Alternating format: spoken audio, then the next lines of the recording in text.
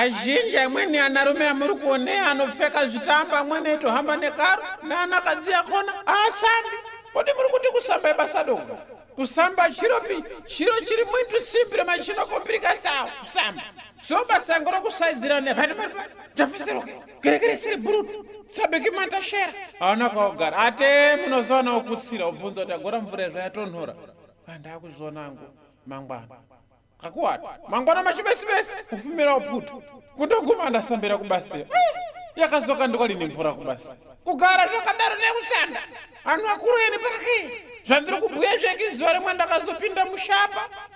ndakazobvunza soko bradoli pandi nere basa mediyamba kumukio momboenda kumbona kuti ngatina somestre para